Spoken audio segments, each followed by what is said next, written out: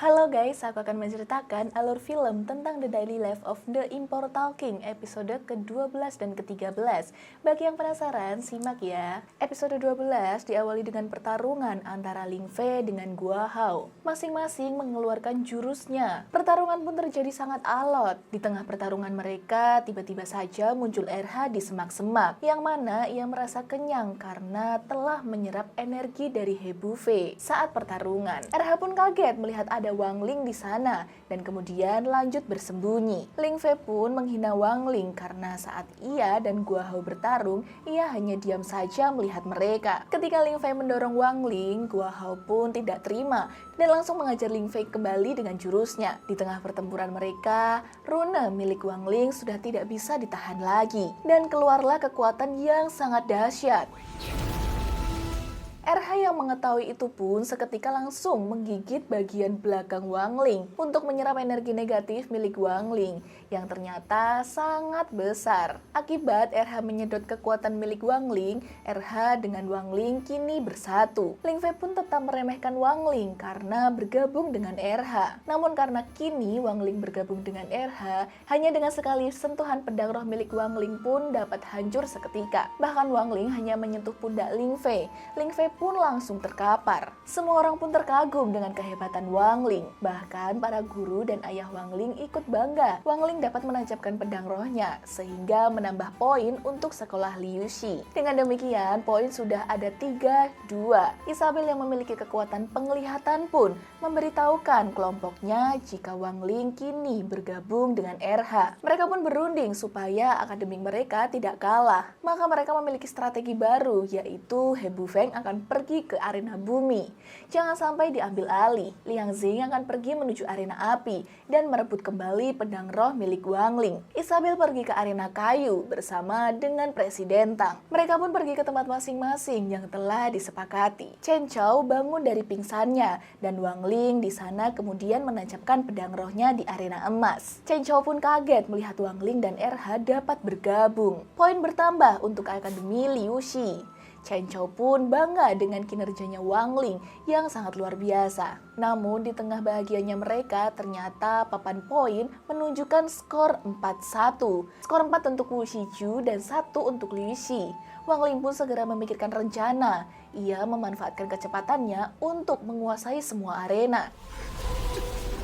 RH mencoba mengingatkan Wang Ling, namun Wang Ling tetap bersikeras. Padahal RH sudah tidak bisa lagi menahan kekuatan dari Wang Ling. Saat itu juga Sun Rong menghubungi Wang Ling dan Gua Hao, memberitahukan jika Presiden Tang memanggil di arena kayu. Di saat Chen Chao dan Gua Hao ribut, Sun Rong melerai mereka dan memberitahukan jika tujuan dari pertandingan ini adalah sebuah strategi dan memperkecil pertarungan antara tim. Sun Rong akhirnya memberitahu rencananya, yang mana ia tahu Presiden Tang akan menghindari Wang Ling.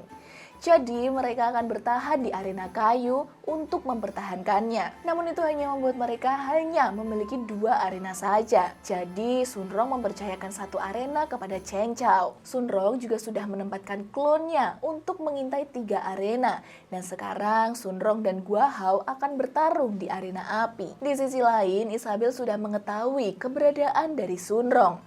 Namun Isabel memperingatkan Presiden Tang jika Sun Rong dan Gua Hao akan menyerang di arena api, yang mana mereka menggunakan jalur air untuk melewati penjagaan dari Hebu Feng. Karena kekonyolan Gua Hao, Liang Xing semakin marah dengan Gua Hao, dan Sun Rong memanfaatkan hal tersebut untuk masuk dalam arena api. Namun kini Liang Xing sadar jika Gua Hao merupakan pengalihan. Kini Wang Ling sudah menguasai arena air. Dalam episode 13 kali ini akan kembali ke masa lalu Sun Rong, yang ternyata ia akan bertemu dengan Presiden Tang. Sejak pertama kali bertemu, mereka sudah tidak saling suka. Terlihat dari tatapan Sun Rong dan Presiden Tang. Ternyata mereka sudah sejak dahulu, dari zaman nenek moyang mereka, keluarga ini sudah bermusuhan. Sun Rong mengajak Presiden Tang untuk bertarung adu kepintaran, yang mana mereka berpura-pura bertarung menggunakan pedang roh. Kita beralih ke masa sekarang. Sunrong yang akan menguasai arena api dan akan menancapkan pedang roh, tiba-tiba saja jurus Gua Hao meleset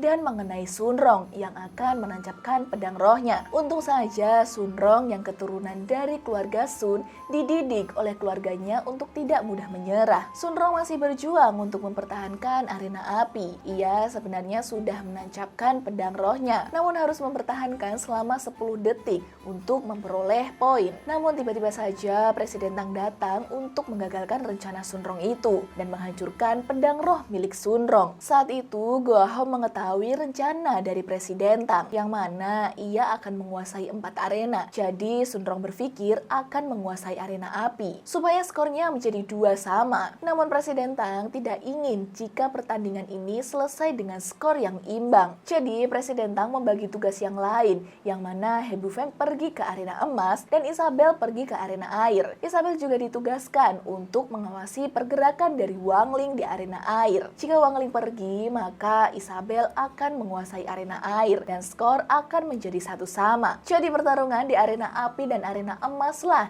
yang akan menentukan siapakah pemenangnya. Chen Chao diperintahkan Sunrong untuk mempertahankan arena emas. Chen Chao terlihat sedang berjaga dari He Bufeng. He Bufeng pun mengeluarkan jurusnya. Saat He Bufeng mengeluarkan jurusnya, terlihat Chen Chao teringat akan masa lalunya. Saat itu ayah Chen Chao melihat sebuah bayangan misterius yang melindungi Chen Chao.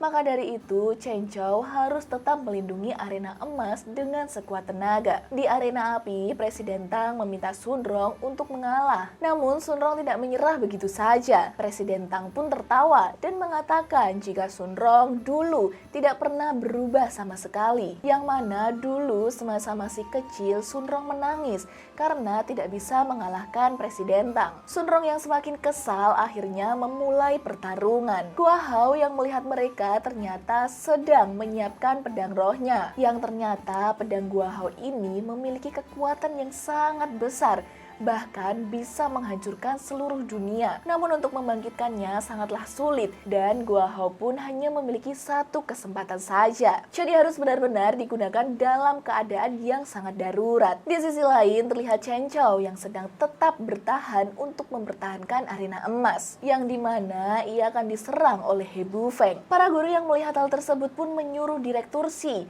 untuk menghentikan hal tersebut. Namun Direktur Shi menenangkan mereka jika para murid akan selamat dan baik-baik saja. Walaupun Chen Chao sudah terkapar, namun ia tetap mempertahankan arena emas. Isabel nampak mengawasi pergerakan dari Wang Ling di arena air, yang mana ia merasa arena api dan arena emas memiliki kekuatan spiritual yang sangat tinggi. Ternyata benar, kedua arena tersebut memiliki kekuatan yang sangat besar, yang mana arena api terlihat pedang roh milik Gua Hao telah bangkit menjadi Phoenix api.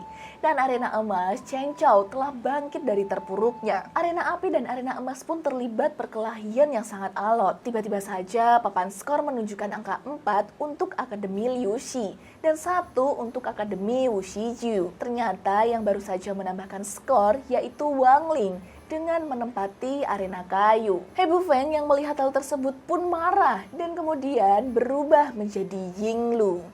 Tunggu kelanjutan The Daily Life of the Immortal King episode ke-14 dan ke-15 hanya di channel Devina Story. Xie xie.